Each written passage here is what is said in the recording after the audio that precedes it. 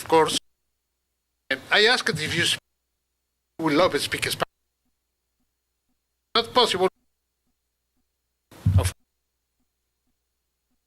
course, but we will do our best for that.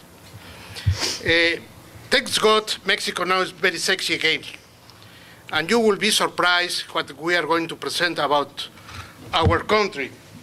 Mainly because even that we are in the south border, for one reason or another reason, not everybody knows what is going in Mexico in these days. So I am going to start with some macroeconomics regarding with trade, what we are doing, what is the position of the country, particularly talking with the United States and Canada, NAFTA. You know that we are a player, very important player in NAFTA. And because not only we have a free trade agreement with NAFTA, we have 43 different free trade agreements. We are the #1 country for free trade agreements. We have free trade agreements with North America, of course, but as well with Europe, as well with Japan, as well with most of the Latin American countries, and even with Israel. And it's something that no other country worldwide has. To start, this graphic shows to you what is going between China, Japan, Canada, and Mexico.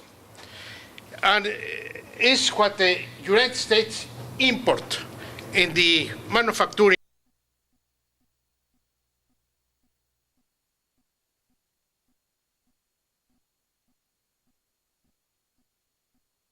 year 2007. From the 2007-2008 start to decline. And if you notice, Mexico grow up and take from China most of the exports, what used to be Chinese manufacturing in China, moved to Mexico. And this happens for two reasons. One is cost of transportation. Cost of transportation from Mexico to the United States is lower than any cost of transportation from China. Transportation from Mexico, let's go to say central part of the country to California, that is far away for us, takes 3 days. No more of that. If we export from the central part of Mexico to Detroit, takes 2 days. So that means that your buffer stocks must be smaller and smaller. And that means that you have a less financial cost. But not only that, the other point is that producing in Mexico is cheaper than producing in China, and we have outstanding quality. Really, we have a very good quality. Some examples. White line. We are one of the most important countries to export white line. We are the #1 worldwide for freezers, for instance, and we export any kind of white line or small appliance. It's not very fancy, but nevertheless it's produced in Mexico and is fully integrated in the country. Flat screens. We are the #1 worldwide. We export more flat screens than any other country worldwide. Most of them are produced, by the way, in Tijuana, down San Diego. The exportations of Mexico are equal to all the Latin American exportations. If you put Brazil, Argentina, Chile, Colombia, you name it, all together export the same amount of money that we export. And why? Because we export high value added. Brazil is the other big country in Latin America, of course, Argentina. They export raw materials. And raw materials don't have value added. This is the big difference. We are not very important in raw materials, but we are very important in manufacturing. And this is the big difference. For instance, this is the projection for electronics.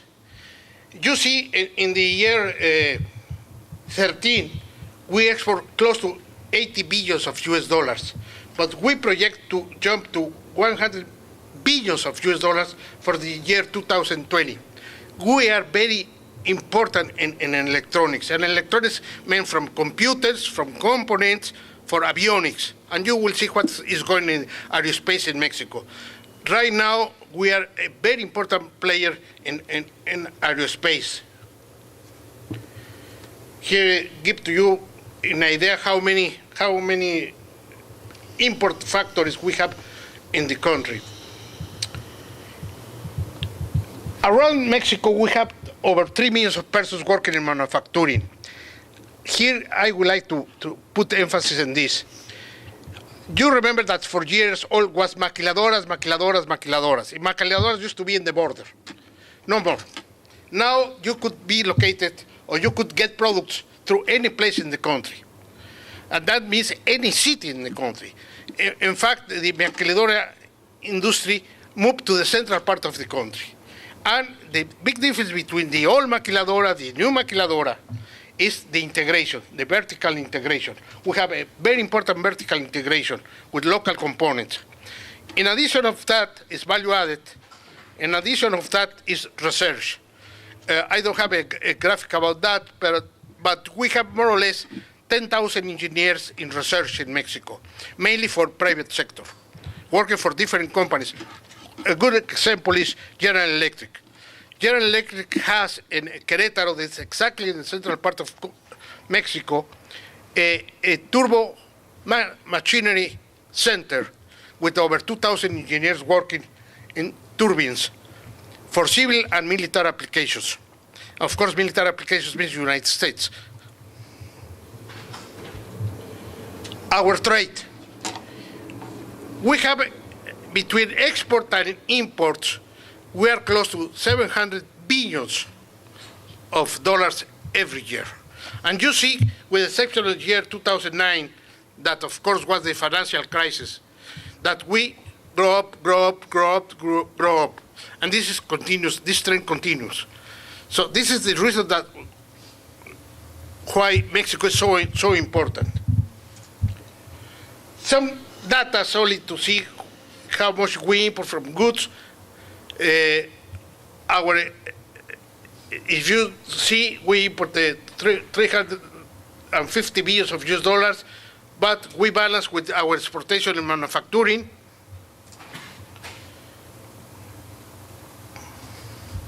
Farming is not important, only 14 billions. And we receive a lot of investment in direct foreign investment, a lot. So this is really important for us. What we are going to do in this round table, we are going to present all the speakers that we have this afternoon, and after that we are going to have a round of questions and answers. Will be the best part because you will have the opportunity to have the full picture of the country. So I am going to ask Juan Carlos Briceño. Juan Carlos is working here in Los Angeles. He works for the government in an organization called ProMéxico. ProMéxico is the organization the Mexican government focused to bring investment in Mexico, bring new factories in Mexico, and match companies to do joint ventures and so on and so forth. And he is going to speak about the aerospace sector that is really important. Juan Carlos, please.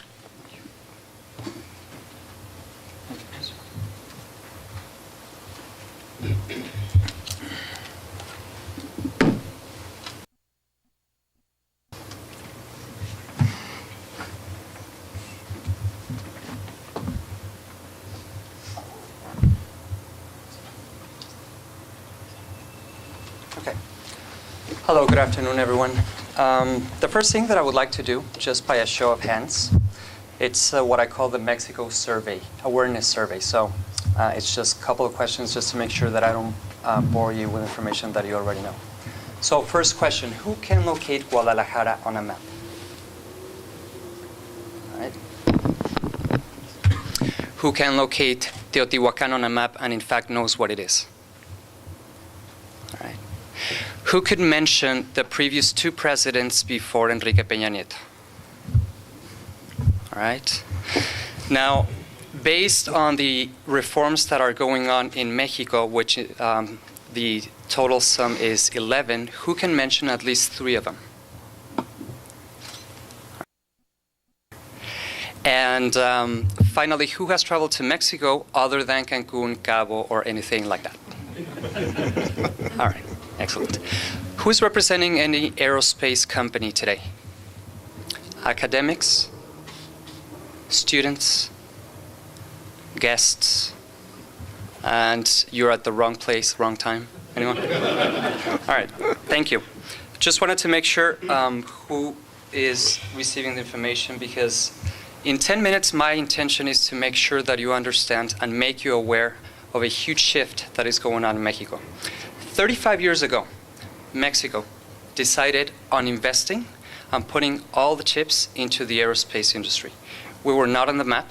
On the map were many other countries, but we decided to make something out of the country. We decided to become something that truly believes in a sector. This is something that is happening currently also with the creative industries. But 35 years ago, we said we want to be on the map. We want to make sure that we don't become only the maquila country. And that is something that has been happening with China, the famous nearshoring. For many years, we said we're the maquila country at the border, but we realized that all the knowledge was somewhere else. We were just putting A and B together and sending out. Aerospace, as you can see in this map, there's 287 companies in the country, mainly in Mexicali and Querétaro. So these clusters were not developed only because they just happened. The country truly identified itself. With the 11 reforms that are going on right now, this is something that we're doing again and again. How do we want to be known in the world? If you think of Switzerland, you think of precision. If you think of India, you might think of creativity lately. If you think of Germany, you might think of performance. Mexico currently wants to be thought of as a country of potential, expansion, and it's clear with the aerospace industry. So many companies are located there now, and a clear example has to be Honeywell. Honeywell has the only facility out of all the ones that he has in the world in Mexicali where you can truly test a plane all together. All the parts, the fuselage, the wings, everything together, everything connected, and all the electronics are being tested in Mexicali, but only there. So what they're doing now is they're expanding with around $123 million expansion plan for the next 2 years, just to make sure that they can bring more planes into Mexicali, test them out, and then fly the parts out again. And if you look at the strengths, by the way, there's something that you can find online. It's called the Roadmap, Mexico's Aerospace Roadmap. It's around 282 pages. It's a very well developed and created document where you can see where are we headed. This has been updated to 2014. So the main message is I want to make you aware that the aerospace industry in Mexico is not new. It's not something that just happened 5 years ago or 2 years ago with Enrique Peña Nieto. It's something that has been going on for at least 30 years, and it's one of our key strengths. In fact, that's why it was chosen as one of the 2 key topics for this conference. One is automotive, and the other one is aerospace. What are some high currently? One has to do with the closeness, the nearshoring process, and internet. Internet has enabled Mexico to become a very attractive company. And I mention company by mentioning this. If you go into internet and you want to buy something, you don't want that product at home in 3 weeks' time. You want the product in 2 days. So that has enabled a lot of companies to start to increase their inventories on the western side of the world. If they produce in China, they have to increase their inventories. By being so close to the United States, and just by being our main trading partner by far, that enables us to say, you know what, just bring all your maquila, all your manufacturing to Mexico, set up shop here, and you don't have to increase your inventories and your costs. Now, these are the main relevant global actors. You have everything from Asia to Europe, Latin America, and North America. In fact, ProMexico has 45 offices around the world. The most important ones are Los Angeles, Frankfurt, and Shanghai.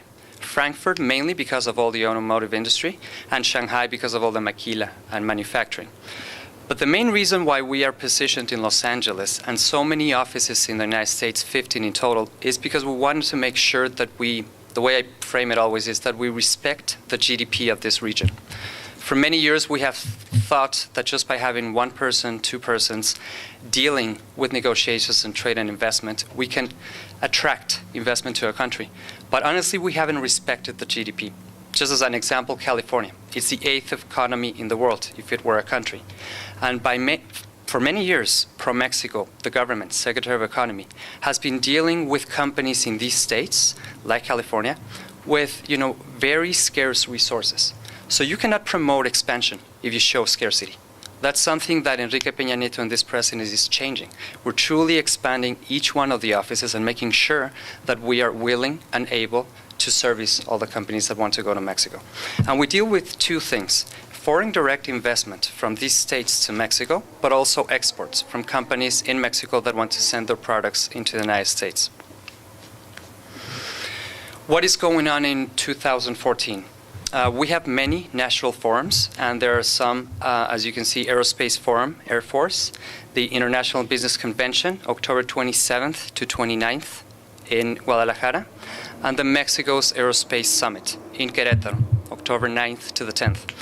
Why is it crucial to be in Querétaro? I don't know if you heard this, but Delta with Aeromexico have opened the brand new MRO facility in Querétaro.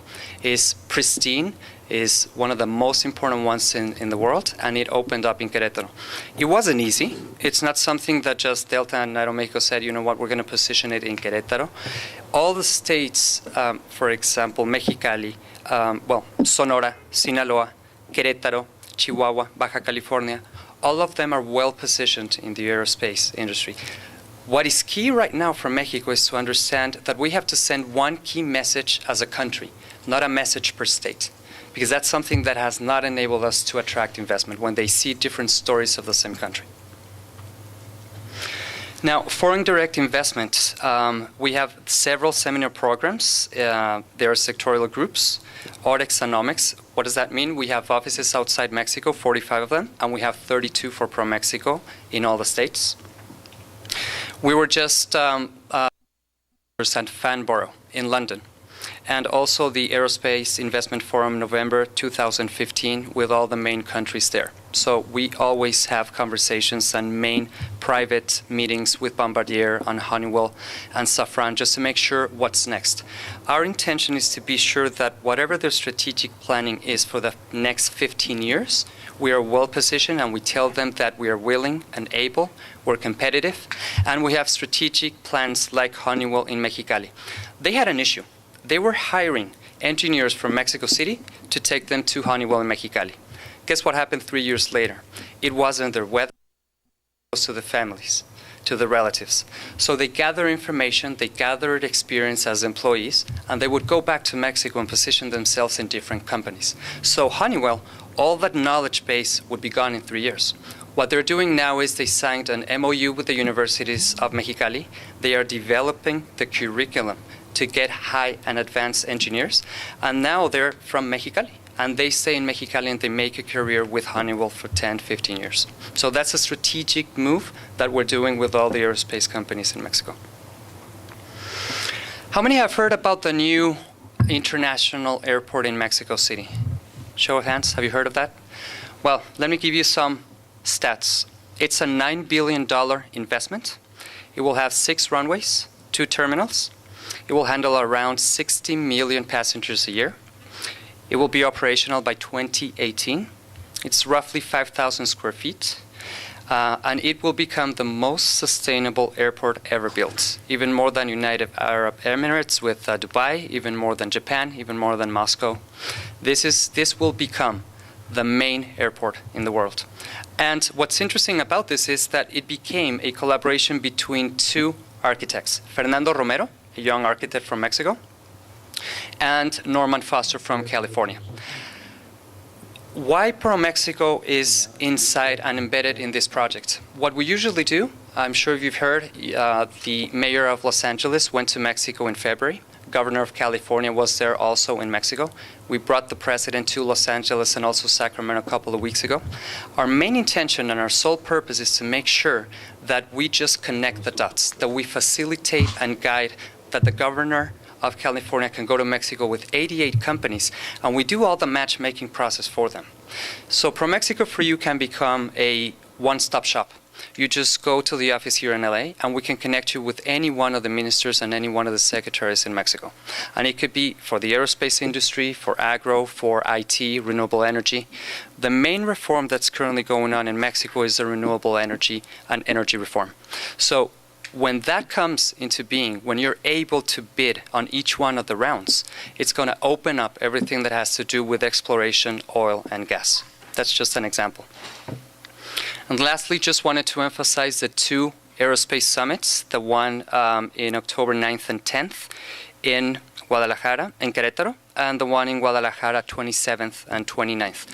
There's around 2,000 suppliers that attend the event, and if you're a company here in the United States that wants to travel and go to the event, Mexico pays for the airfare and expenses, so that's key.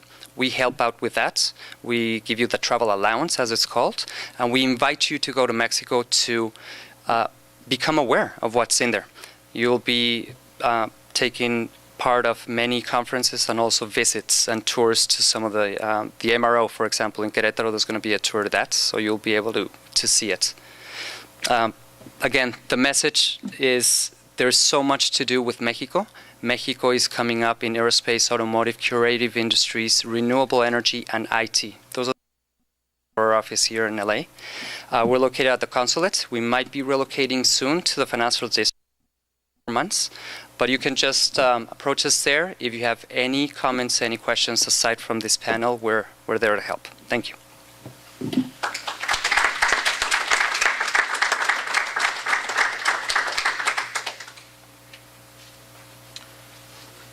Thank you, Juan Carlos. Now we are going to talk at the other start with us, Ricardo Apáez.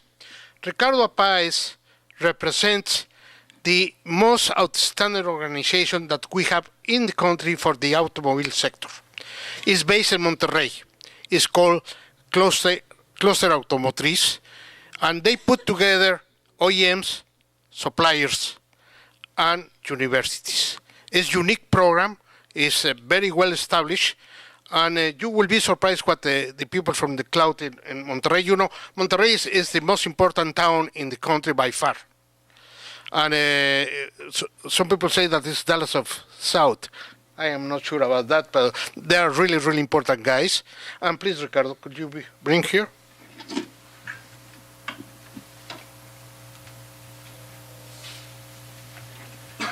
Good afternoon, everybody. Thank you, Ricardo, for your introduction. My name is Ricardo Apáez, and I work for the automotive cluster of the state of Nuevo León. I don't blame you if you don't know where that state is located, but it's just below Texas. We have a very, very short borderline with Texas, but we do have one. And from Monterrey City to McAllen, Texas, or to Laredo, Texas, it's a driving distance of 2 hours, more or less, for you to get located in the map. Just let me.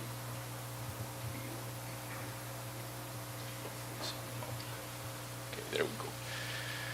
So I'm a passionate of the automotive industry. I've been working in it for 8 years, and I just love it, and I also do and dedicate all my professional efforts to help Mexico get a better position globally in this industry. Having said this, yesterday that I was driving a taxi here in Los Angeles, and this guy asked me where I work and what I do for a living, and I told him that I work for the automotive industry. He said, and he got really surprised, "Do you assembly cars in Mexico?" And I felt like he was stabbing me. So if any of the people in this room have the same question, don't feel afraid. I'm already hurt. And okay. First of all, this map, the footprint of OEMs for light vehicles and commercial vehicles in Mexico. Did anybody have idea of this footprint before showing this slide? Anybody related to the automotive industry? Okay, so you're the guys that knew about this. Okay, so yeah, this is the footprint, just about 19 facilities assembling cars in Mexico for the light vehicle industry. And also for commercial vehicles, we have some amount of OEMs there. They are located mainly in 3 regions, as you see in the map on the left. The region, the lower region, we call it the center. That includes the states of Puebla, Tlaxcala, Mexico State, and Mexico Distrito Federal. Then we have the Bajío region, which is the one in the middle. That includes the state of Guanajuato, Querétaro, Jalisco, Aguascalientes, and San Luis Potosí. And then we have the north region that includes the state of Coahuila, Sonora, Chihuahua. And well, I told you I work in the state of Nuevo León. In the light vehicle map, the state of Nuevo León is not highlighted in blue because there isn't any light vehicle plant operating there yet. But in the next year and a half, we will be having a brand new Kia operation in the state of Nuevo León, assembling, when they get full operating, assembling 300,000 vehicles per year.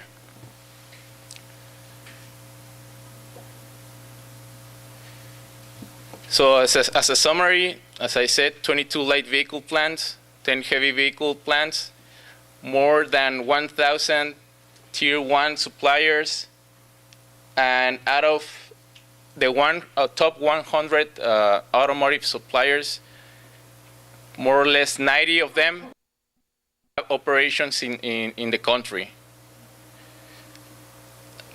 Companies such as Bridgestone, Pirelli, Denso, American Axle, Johnson Controls, all those companies have operations in the country. And the square on the right, you see there that these are the more recent announcements of new investments, automotive investments in the country. Mercedes-Benz, in a joint venture with Infiniti, will have a brand new facility in the state of Aguascalientes, next to a plant of Nissan that produces today about 600,000 vehicles per year. And they are growing, and their plans in 2 or 3 years is to reach the amount of 1 million cars per year. This is about 25 to 30% of all the cars that are assembled in Mexico per year. So, Infiniti is the luxury brand of